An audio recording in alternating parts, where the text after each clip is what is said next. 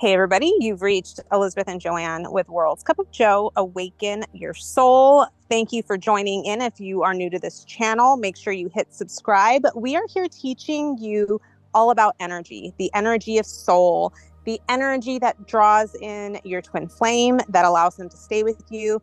And we really want to just get deep in soul in this video. And we love this question we got. Here's the question.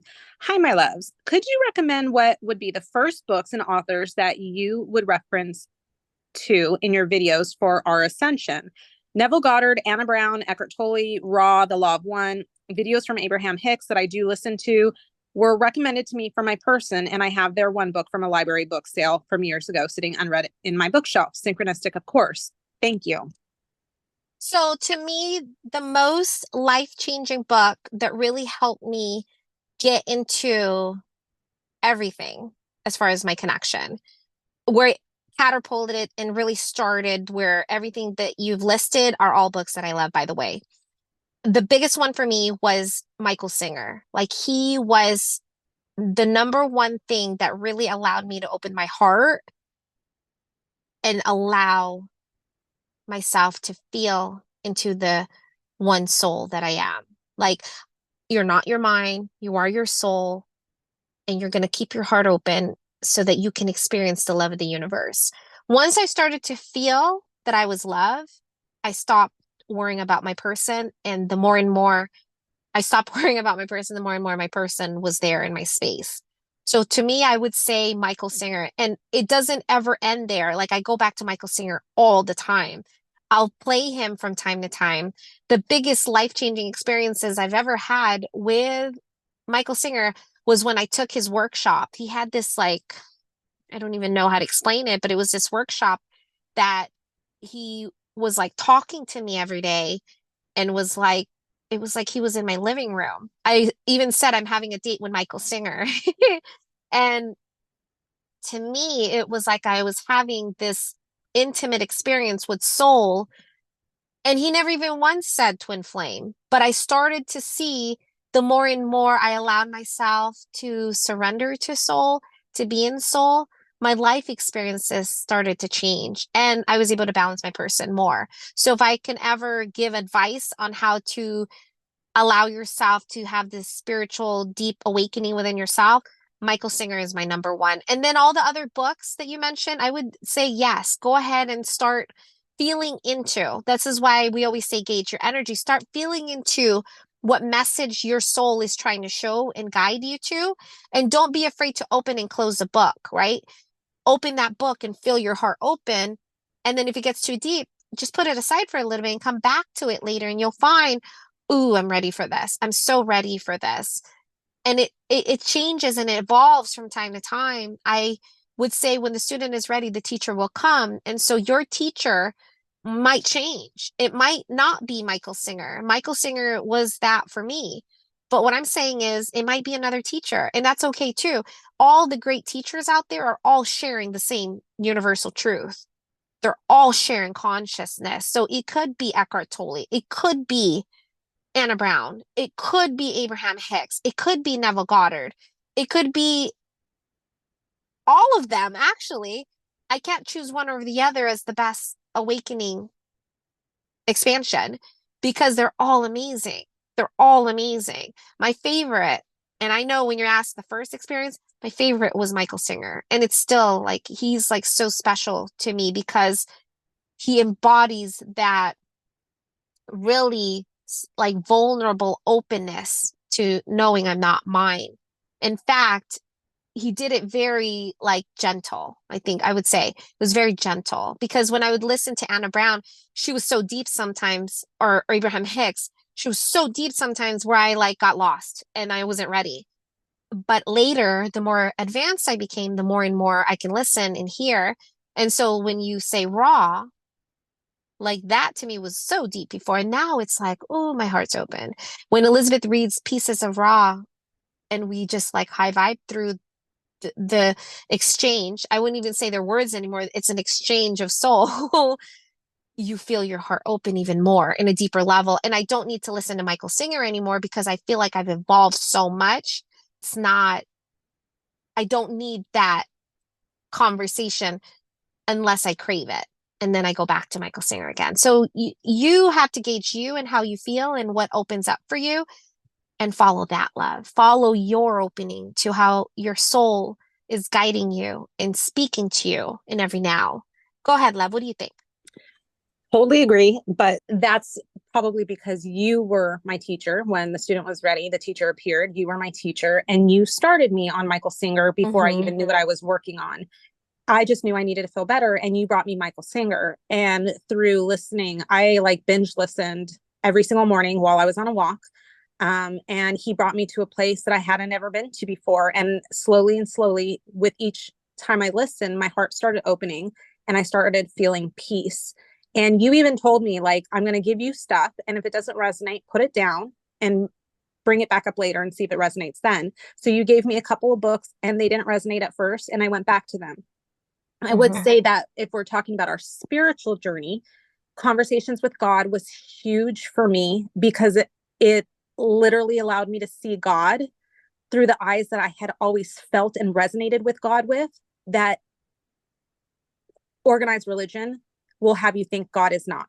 And so when I listened to conversations with God, I just felt so at peace with the power and the energy of source, like showing me itself, presenting to me exactly how I always knew God would be: love, unconditional forgiveness, like no right or wrong, like there is no bad, there is no good. It was all of these things that came together in this perfect assembly of like just freedom to the shackles that I think so many people have on them because they have tried to conform to what religion has taught them about God, the fear-based God that so many religions speak of. And this was an unconditional God. And I truly in my heart always felt that God would be unconditional. I actually used to say back way in my sleeping days, like when I would read the Old Testament versus the New Testament, I'd always say the Old Testament God is so angry. He's such a micromanager. I really just don't believe God would be like that. And I always Mm-hmm. questioned how the Bible portrayed God.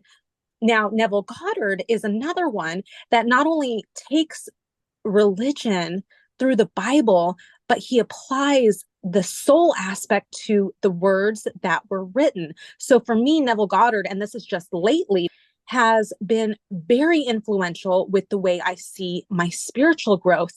And I've said this in many other videos. Neville is often attributed to law of attraction, and every right so, but his teachings on spirituality are so deep and they resonate so profound and loud for me. And I love the way he ties in the word of God for those that are very like tied to the 3D religion, but he shows it in a way that allows you to see the words of God in a whole different light. And that for me has been huge and influential. And what you said, Joanne, about at the time the student is ready, the teacher will appear. I have changed who I listen to on a regular basis based on what I'm working through in my life and what I need to hear, the messages I need to hear that will help expand me and grow me for the situations that I'm facing in my personal life. So right now, I'm really into Neville Goddard. A couple months ago, I was really into Alan Watts. So Alan Watts, my period with Alan Watts was really when I was focusing on the self-ascension. Neville Goddard has been more on how do I get out of the mind, or how do I create what I want in my reality? And so, yes, I'm using him for a lot of manifestation techniques, but he also brings me back to this place of I am, right? That's Neville Goddard. I am everything. And he reminds me to own my power of I am. Anna Brown is amazing, but for a long time, she didn't resonate with me because she was so deep, like you said, Joanne. And then I heard her once and I was like, it almost felt like angels were singing. And I truly believe she is way higher up in consciousness than the average person. So if you haven't heard her, she's really, really deep. Abraham Hicks, of course, is amazing with manifesting and trying to get you to the alignment of your desires. But I think for me, I haven't listened to Abraham for a while because, and the more and more you are the creator and the more and more you embody the soul that you already have the same answers Abraham would give. Mm-hmm. So I don't need to hear Abraham to know what Abraham would say because soul speaks the same language. I Whereas agree. some of these other teachers are sort of teaching the dynamics of soul in a way that expands me and opens me in ways that I wouldn't have been able to do right now with myself, right? Whereas Abraham, I feel like we're sort of on par. And some people might hear that and be like, "Oh my gosh, how can you say that?" But it's true. Like I know the way that Abraham would answer because it literally is from a place of non-preference, non-judgment, and non without expectations. And when you can get to that alignment, everything you want from your vortex will come. Now, the Mm-hmm. people I'm talking to, if you guys listen to Alan Watts is really freaking deep. And there is this higher levels of expansion from some of these teachers that you can't necessarily get from other teachers. It's almost like moving up a level, right? Well, Singer, like you Mm-hmm. said, Joanne, he is not only for the beginners, he is for the advanced too. That's why you like him so much. That's why you can keep coming back to him. Mm-hmm. He is so simplistic in his way he explains mind versus soul in his own terms, his own terminology, that it appeals to the person who's just starting out. But it also, when you listen to it from an elevated ascension standpoint, you get more of the unity consciousness that he's trying to share. And you also get to this place of realizing everything he wanted, he got by surrender. Everything he wanted, he got through alignment. And there was no manifesting that needed to be done because the soul did all Yeah. the magic for him. That's why Abraham Hicks became kind of a turnoff where I don't want to do anymore. I don't want to do anything. I already know I'm it. Conversations Mm-hmm. on which way is better. Is it better to Michael Singer it or is it better to Abraham Hicks, Mm-hmm. Neville Goddard it? Which way is better? Is it better to envision it or is it better to surrender to it? And we would have all of these like deep conversations about which one is better. And ultimately, I mean, my takeaway is you need to be able to envision what you want so your soul knows. I mean, even though your soul knows everything, but that's how you're expanding. I would even say it goes back to your energy. I really honestly think that these teachers are all sharing the same truths, which is the energy. Follow the energy. That's why Ra and Bashar resonate so deeply for us because they've simplified just following joy, following love as the permanent answer, as the answer to all the questions is how do I become more love instead of fear? I become more love. And so you don't worry about the vortex anymore or trying to manifest the vortex. You're simply becoming love. You're right. It is taking you to this place of tapping in. Like these teachers that are more advanced are trying to show you the pathway to non-duality. That's really Yeah. what they're trying to show you. Whereas, like, even though Abraham Hicks talks about sort of non-duality in terms of manifesting, it's all about manifesting material or like external things. That's where the focus is. So at first it's very appealing because you actually learn that you're the creator and how do I bring this stuff that brings my physical side pleasure.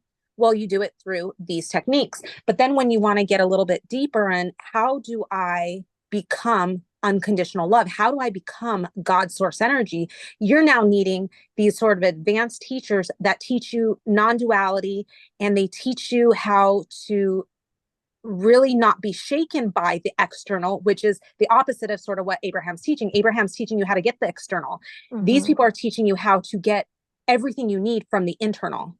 Mm-hmm. And that's where the soul ascension comes for me. That's why you're going to find different stages. But I would definitely recommend when you're starting out, I have read a couple of Abraham Hicks books and they're amazing. I would say they're literally the blueprint to how to manifest properly when you have those books.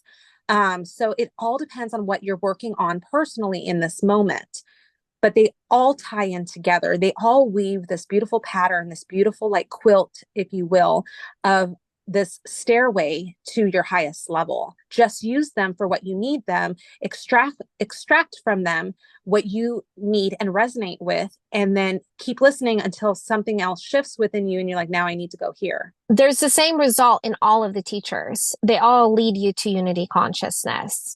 You feel, you receive, you become unity consciousness in a deeper level, in another deeper level, in another deeper level.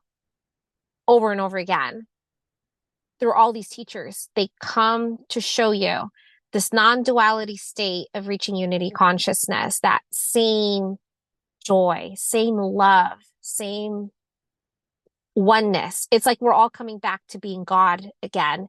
And how can we receive the downloads of being God, the truths of God being the I am? I am soul. I am God. I am love. I am peace.